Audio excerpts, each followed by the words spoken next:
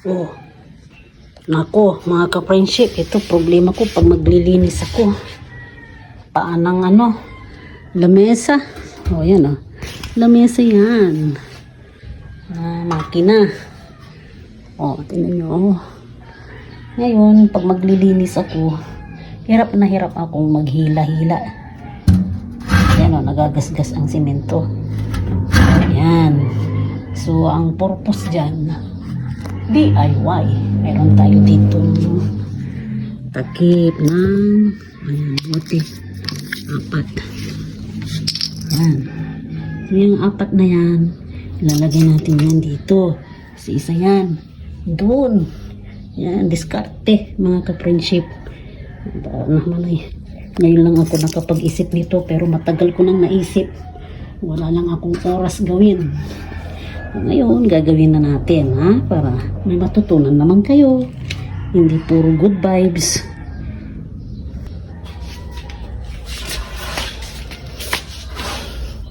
Ito, 4 na bote yan. Iangit lang natin to. Tapos natin to. Oh, masaktong-sakto. Itong isa.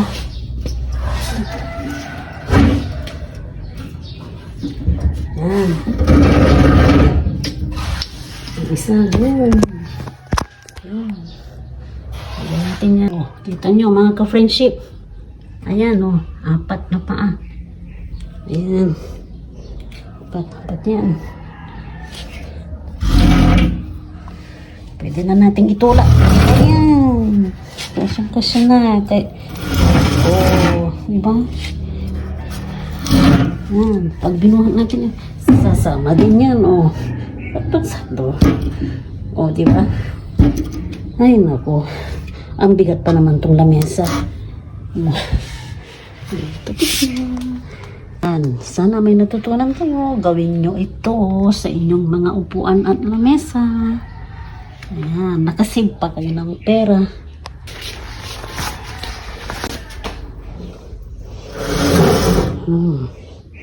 Madali nang i-move.